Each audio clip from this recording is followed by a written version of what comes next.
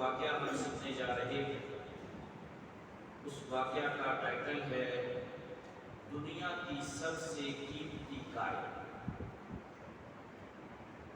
واقعہ کیا ہے؟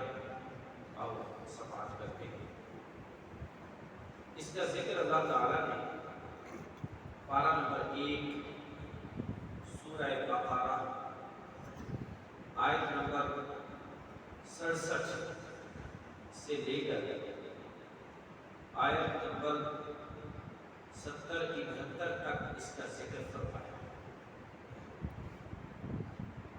واقعہ کچھ یوں ہے کہ بنی اسرائیل میں ایک نیک آدمی تھا اور اس کا ایک نابالغ چھوٹا بچہ تھا۔ وہ شخص جب اس دنیا سے جانے لگا تو اس نے اپنے بیٹے کے لیے ایک بچیا گائے کی بچی بطور وراثت چھوڑی۔ اپنی زوجہ سے کہنے لگا کہ میرا دل چاہتا ہے کہ میں اس بچیا کو جنگل میں اللہ تعالیٰ کے سپرد کروں اور عرض کروں کہ مالک کے قریب جب میرا بچہ بڑا ہو جائے تو خود ہی اسے میرے بیٹے کو لوٹا دے۔ وہ شخص جنگل میں اسے لے گیا اور لے جا کر اس نے اسے جنگل میں چھوڑ دیا اور ساتھ ہی عرض کیا کہ مالک کے قریب یہ تیرے سپرد ہے، جب تک کہ میرا بچہ بڑا نہیں ہو جاتا، اور جب وہ بڑا ہو جائے گا تو خود ہی اسے لوٹا دے۔ اتنا کہنے کے بعد اس نے وہ بچیا وہاں چھوڑ دی۔ چند دن کے بعد وہ شخص انتقال کر گیا۔ بچہ نابالغی سے بالغی کی طرف بڑھتا چلا گیا۔ ایک دن آیا کہ وہ بڑا ہو گیا۔ وہ بہت اچھا بچہ ہے اور بالخصوص اپنی ماں کا بڑا فرما کرتا ہے۔ اس نے اپنی آمدنی کے بھی 3 حصے کیے ہوتے تھے۔ ایک حصہ اپنے پہ خرچ کرتا، ایک حصہ اپنی ماں کو پیش کرتا اور تیسرا حصہ راہ خدا میں خیرات کرتا۔ یوں ہی اس نے اپنے دن اور رات کے بھی 3 حصے کیے ہوتے تھے۔ ایک حصہ مزدوری کے لیے اور آرام کے لیے، دوسرا حصہ عبادت کے لیے اور تیسرا حصہ اپنی ماں کی خدمت گزاری۔ ماں جب خوش ہوئی اس سے تو ایک دن ماں نے کہا بیٹا تیرے باپ نے تیرے لیے ایک گائے جنگل میں چھوڑی ہے اور اب وہ بھی بڑی ہو چکی ہوگی، تو جا اور جا کر اپنی وہ گائے لے آ، ہم اسے بیچیں گے، اس سے ہمارا گزر بسر اچھا ہو جائے گا۔ یہ بچہ اس گائے کو لینے کے لیے جنگل میں گیا۔ ماں نے اسے سمجھا دیا تھا فلاں جگہ پر کھڑے ہو کر تم آواز دینا اور یوں کہنا اے ابراہیم و اسماعیل و اسحاق کے رب، میں تجھے تیرے ان نبیوں کا وسیلہ دیتا ہوں، جو گائے میرے باپ نے میرے لیے تیرے سپرد کی تھی وہ مجھے عطا فرما۔ کچھ ہی دیر کے بعد ایک خوبصورت گائے اور اس کا رنگ ایسا کہ اس رنگ کی گائے بھی شاید آج دنیا میں پائی جائے، زرد اور پیلا رنگ اس کا، اور وہ پیلا بھی ایسا کہ دیکھتے ہی بندے کو بھلا لگا، بہت اچھا محسوس ہوا۔ اس نوجوان نے اس گائے کو پکڑا اور گھر لے آیا۔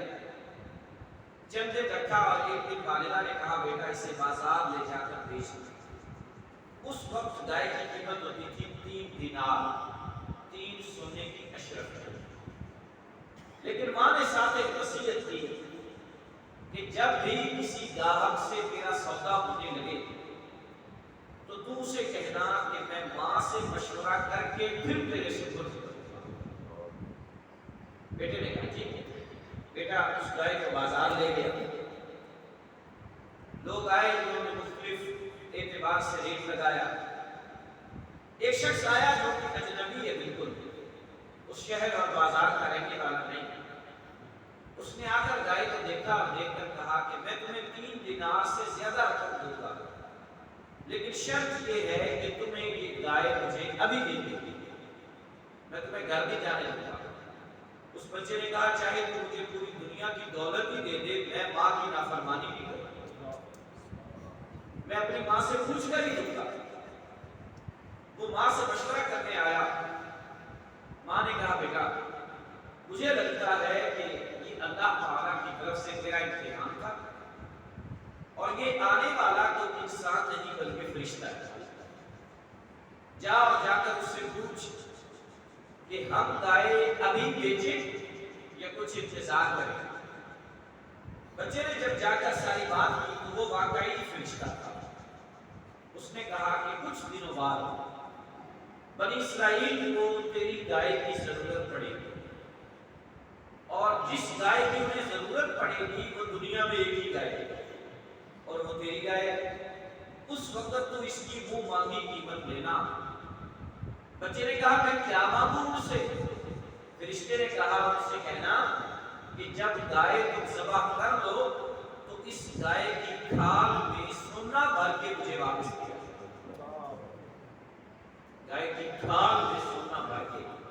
اس لیے مفسرین نے اس واقعہ کا یہ ٹائٹل رکھا دنیا کی سب سے قیمتی گائے.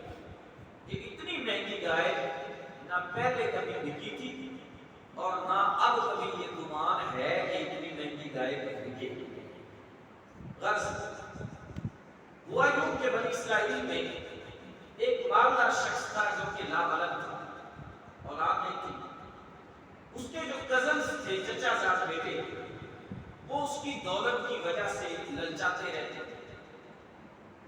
ایک مرتبہ ان دونوں نے پلان بنایا کہ ہم اپنے اس چچا زاد کو قتل کر دیتے ہیں, اولاد اس کی نہیں ہے, اور کل ہم دعویٰ کر دیں گے کہ ہمارے چچا زاد کو کسی نے قتل کر دیا. اس کا مال میراث بھی ہمارا, اور ساتھ ہی ساتھ ہم اس کی قصاص اور دیت کے بھی مالک ہو جائیں گے. بالآخر انہوں نے اپنے پلان کے مطابق اسے قتل کیا اور لاش کو لے جا کر کسی دوسرے محلے میں پھینک دیتے. صبح اٹھے اور وہی دونوں قاتل اپنے اس چچا زاد کے مدعی بن گئے. جناب موسیٰ علیہ السلام سے جا کر انہوں نے یہ دعویٰ کیا کہ ہمارے چچا زاد کو کسی نے قتل کر دیا ہے, ہمیں قاتل چاہیے, ہم اس سے دیت یا قصاص لینا چاہتے ہیں. جناب موسیٰ علیہ السلام نے اللہ تبارک و تعالیٰ کے حکم سے انہیں یہ پیغام دیا کہ تم ایک گائے لو, اس گائے کو ذبح کرو, اس گائے کی زبان کا حصہ کاٹ کر مقتول کو مارو, وہ خود بخود اٹھ کر کھڑا ہو جائے گا اور تمہیں بتا دے گا کہ میرا قاتل کون ہے. اب یہ تو ڈر گئے کہ یہ تو ہمارا ہی نام آنا ہے, تو انہوں نے ہیلے بہانے شروع کر دیے. انہوں نے آ کر جناب سیدنا موسیٰ علیہ السلام سے پہلے تو کہا عجب بات ہے, پہلے تو ہم نے کبھی بھی سنا کہ لوگ قاتل ڈھونڈا کرتے ہیں جیسے آپ ہمیں بتا رہے ہیں, آپ واقعی ہمیں قاتل بتا رہے ہیں کیا ہمارے ساتھ مذاق کر رہے ہیں؟ تو جناب موسیٰ علیہ السلام نے جواب دیتے ہوئے کہا یہ مذاق کرنا یوں تمہارے ساتھ اس موقع پر یہ جاہلوں کا کام ہے, اور میں تو اللہ کا نبی. اب انہیں چاہیے تھا کہ وہ کوئی سی بھی گائے لے کر کے عمل کر دیتے تو وہ مقتول زندہ ہو جاتا, لیکن انہوں نے بات کو خود ہی بڑھانا شروع کر دیا, توڑنا شروع کر دیا. اب دوبارہ پھر آ گئے, کہنے لگے ذرا یہ بتائیے کہ وہ گائے کیسی ہونی چاہیے, اس کی کوئی شکل و صورت, اس کی کوئی عمر, کچھ نہ کچھ تو بتائیں. آپ نے فرمایا کہ وہ گائے ایسی ہے کہ نہ تو بوڑھی ہے اور نہ ہی بالکل بچی آتی, بلکہ وہ جوانی کی عمر کو پہنچی ہوئی. چلے گئے, کچھ دیر بعد یا اگلے دن پھر آ گئے, کہنے لگے کہ آپ یہ بھی دعا کر کے رب سے پوچھیں کہ اس کا رنگ کیسا ہونا چاہیے. آپ نے جواب کہ وہ سخت پیلے رنگ کی ہے اور پیلا رنگ بھی ایسا ہے کہ جو دیکھتے ہی تمہیں بھا جائے گا، خوش کر دے گا، اچھا لگے گا۔ پھر آگے وہ گائے ہم پر مشتبہ ہو گئی ہے، ہمیں پتہ نہیں چل رہا وہ گائے کیسی ہے۔ اچھا اب یہ بتائیں کہ اس گائے پر کسی نے سواری کی ہو یا نہ کی ہو، اس گائے کو کسی نے حل میں جوتا ہو یا نہ جوتا ہو، آپ نے اس کا جواب دیا اور جواب جب لے کر وہ لوگ گئے تو کہنے لگے کہ اب ہمیں صحیح پتہ چلا، پہلے تو آپ ہمارے ساتھ پوری باتیں کر رہے تھے، یوں وہ گائے دنیا میں ایک ہی تھی۔ اب یہ سارے لوگ اس نوجوان کے پاس پہنچے اور اس سے گائے خریدنا چاہیے۔ اس نوجوان نے آگے سے پوری قیمت مانگی کہ یہ گائے میں تمہیں اس چیز کے بدلے دوں گا کہ جب تم اسے ذبح کر لو تو اس کی کھال میں سونا بھر کے مجھے واپس دے۔ بالآخر انہیں دینا پڑا اور جب زبان کا حصہ مقتول کو مارا تو مقتول بھی زندہ ہوئے اور اس نے زندہ ہو کر اپنے قاتلوں کا بتا دیا کہ یہی جو میرے مدعی بنے پھرتے ہیں یہی میرے قاتل ہیں۔ اور اسی وقت سے یہ ایک اصول بن گیا جو ہماری شریعت میں بھی ہے کہ جو خود قاتل ہوگا وہ اپنے مقتول کی وراثت نہیں پا سکتا، کیونکہ انہوں نے وراثت کے لالچ میں یہ کیا تھا۔ تو اس وقت سے یہ اصول بن گیا کہ قاتل اپنے مقتول کی وراثت نہیں کرتا۔ آج بھی اگر کوئی نامجاد، اگر کوئی بد کردار معاذ اللہ اپنے باپ کو قتل کر دے اور اسی چکر میں قتل کر دے کہ باپ کی ساری جائیداد میری ہو جائے گی، تو یہ نامجاد بیٹا اپنے باپ کی وراثت سے محروم ہو جائے گا، اسے وراثت نہیں ملے گی۔ کہ یہ شریعت کا اصول ہے کہ قاتل جو ہوتا ہے وہ مقتول کی وراثت کا حقدار نہیں ہے۔ اس واقعہ سے ہمیں بہت کچھ سیکھنے کو ملا۔ پہلی بات یہ ملی کہ جب نیت صالح ہو اور بندہ جنگل میں بھی ایک گائے کو چھوڑے، اللہ کے سپرد کرے، تو میرا رب اس گائے کی جنگل کے جنگلی جانوروں سے بھی اور ہر آفت سے بھی حفاظت فرمائے۔ جی ہاں، جب اللہ تعالیٰ کے سپرد کی جائے کوئی چیز تو رب تبارک و تعالیٰ اس کی ضرور حفاظت فرماتا ہے۔ دوسری بات یہ معلوم ہوئی کہ جو نیکوں کی اولاد ہوتی ہے انہیں اپنے بڑوں کی نیکی کا اجر اور صلہ اللہ تبارک و تعالیٰ ضرور نصیب فرماتا ہے۔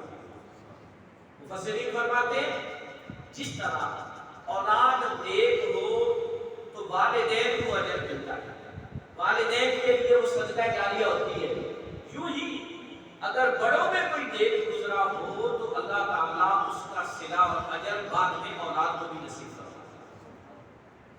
ایک واقعہ، ایک درس ہمیں یہ بھی ملا کہ اپنے والدین کی فرما برداری، ان کی بات کو ماننا، ان کی خدمت کرنا، یہ اتنا بہترین اجر ہے، عمل ہے کہ اس کا اجر اللہ تبارک و تعالیٰ آخرت میں تو عطا فرمائے گا ہی، رب اس کا اجر دنیا میں بھی نصیب فرمائے گا۔ آپ نے دیکھا کہ ماں کی فرما برداری کی وجہ سے اس بچے کو کتنی بڑی دولت ملی، اتنی بڑی دولت ملی کہ جس دولت کے بارے میں ہم سوچ بھی نہیں سکتے۔ گائے کی کھال میں سونا بھرا ہو تو کتنی بڑی دولت ہے، اور سبب کیا بنا تھا؟ ماں کی فرمانبرداری۔ ماں کی فرمانبرداری کی وجہ سے اس بچے کو یہ نعمت ملی۔ ایک بات ہمیں یہ بھی ملی کہ جب اللہ اور اس کے رسول کی طرف سے کوئی حکم آ جائے تو جب سن لیا تو کوشش کرو کہ عمل کرو، بس کوریدنے کی ضرورت نہیں، جتنا کوریدو گے خود ہی پھنستے چلے جاؤ گے۔ جی ہاں، اس بات سے تو اللہ اور اس کے رسول نے منع کیا ہے کہ جب تمہیں اللہ اور اس کے رسول کی طرف سے کوئی حکم مل جائے، جتنا مل جائے اتنے پر ہی عمل کرو، بس۔ جیسا کہ ایک مثال دیتا ہوں، جب حج فرض ہوا تھا نا تو نبی کریم صلی اللہ علیہ وآلہ وسلم نے حج کی فرضیت کے بارے میں اپنے صحابہ کو بتایا۔ ایک شخص اٹھ کر کھڑا ہو گیا اور کہنے لگا یا رسول اللہ علیہ السلام کیا ہر سال حج فرض ہے؟ حضور نے چہرہ کر پھیر وہ پھر آیا آقا ہر سال فرض ہے؟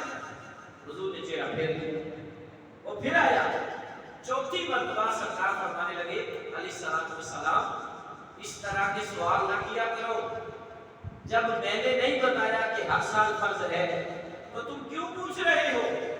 پھر جملہ سنیے گا، فرمایا اگر میں ہاں کہہ دیتا تو تم پر ہر سال حج فرض ہوتا، پھر تم میں سے کوئی بھی اس کی طاقت نہ رکھتا۔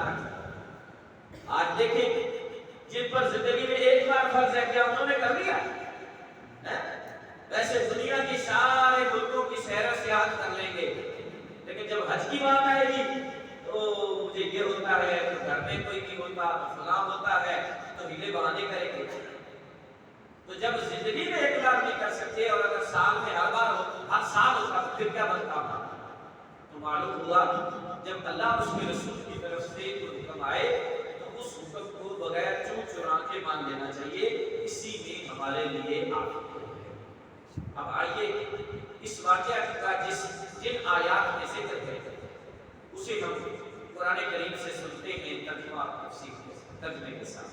فرمایا یہ پارہ نمبر 1 ہے، سورہ بقرہ ہے، آیت نمبر 67 ہے، 67 سے۔ وَإِذْ قَالَ مُوسَىٰ لِقَوْمِهِ إِنَّ اللَّهَ يَأْمُرُكُمْ أَن تَذْبَحُوا بَقَرَةً، اور جب موسیٰ علیہ السلام نے اپنی قوم سے فرمایا بے شک اللہ تمہیں حکم دیتا ہے کہ تم ایک گائے ذبح کرو، قَالُوا أَتَتَّخِذُنَا هُزُوًا، بولے کیا آپ ہمارے ساتھ مذاق کر رہے ہیں؟ قَالَ أَعُوذُ بِاللَّهِ أَن أَكُونَ مِنَ الْجَاهِلِينَ، فرمایا میں اللہ کی پناہ مانگتا ہوں اس بات سے کہ میں بھی جاہلوں والا کام کروں۔ قَالُوا ادْعُ لَنَا رَبَّكَ يُبَيِّن لَنَا مَا هِيَ، بولے اپنے رب سے دعا کیجئے کہ وہ ہمیں بتا دے کہ وہ گائے کیسی ہے۔ قَالَ إِنَّهُ يَقُولُ إِنَّهَا بَقَرَةٌ لَا فَارِضٌ وَلَا بِكْرٌ، فرمایا میرا رب فرماتا ہے کہ وہ گائے ہے ایسی کہ نہ بوڑھی ہے اور نہ بچیا، عَوَانٌ بَيْنَ ذَلِكَ، ان دونوں کے درمیان جوانی کی عمر کو پہنچی۔ فَافْعَلُوا مَا تُؤْمَرُونَ، بس تم وہ کرو جس کا تمہیں حکم دیا گیا ہے۔ قَالُوا ادْعُ لَنَا رَبَّكَ يُبَيِّن لَنَا مَا لَوْنُهَا، بولے اپنے رب سے دعا کیجئے وہ ہمیں بتائے کہ اس کا رنگ کیسا ہے۔ قَالَ إِنَّهُ يَقُولُ إِنَّهَا بَقَرَةٌ صَفْرَاءُ، فرمایا میرا رب فرماتا ہے کہ اس کا رنگ پیلا ہے، فَاقِعٌ لَوْنُهَا تَسُرُّ النَّاظِرِينَ، اور اس کا پیلا رنگ خالص زرد ہے جو کہ دیکھنے والے کو سرور دیتا ہے۔ قَالُوا ادْعُ لَنَا رَبَّكَ يُبَيِّن لَنَا مَا هِيَ، بولے اپنے رب سے دعا کیجئے کہ وہ ہمیں صاف صاف بتا دے کیونکہ وہ گائے ہم پر مشتبہ ہو گئی ہے۔ إِنَّ الْبَقَرَ تَشَابَهَ عَلَيْنَا وَإِنَّا إِنْ شَاءَ اللَّهُ لَمُهْتَدُونَ، اور اگر اللہ نے چاہا تو ضرور ہم راہ پا جائیں گے۔ قَالَ إِنَّهُ يَقُولُ إِنَّهَا بَقَرَةٌ لَا ذَلُولٌ تُثِيرُ الْأَرْضَ وَلَا تَسْقِي الْحَرْثَ، فرمایا میرا رب فرماتا ہے کہ بے شک وہ ایسی گائے ہے کہ جسے زمین کو چیرنے کے لیے استعمال نہیں کیا گیا، ہل چلانے کے لیے، وَلَا تَسْقِي الْحَرْثَ، اور نہ کھیتی کو پانی لگانے کے لیے، رہٹ کا، لَا شِيَةَ فِيهَا، جس آگے فرمایا مُسَلَّمَةٌ لَا شِيَةَ فِيهَا، بے عیب ہے، اس میں کسی قسم کا داغ بھی نہیں ہے۔ قَالُوا الْآنَ جِئْتَ بِالْحَقِّ، وہ بولے اب آیا ہے درست بات پر۔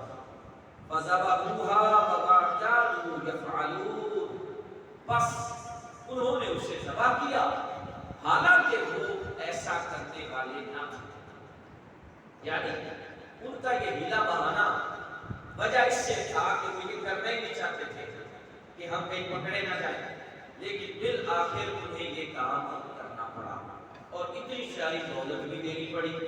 وجہ کیا بنی؟ ان کے یہ بے बेजा सवालात से बचना चाहिए। बेजा सवालात कोई फायदेमंद नहीं होते। अल्लाह रब्बुल आलमीन कुरान करीम के इस वाक़या से जो हमने सीखा हमें अमल की तौफीक नसीब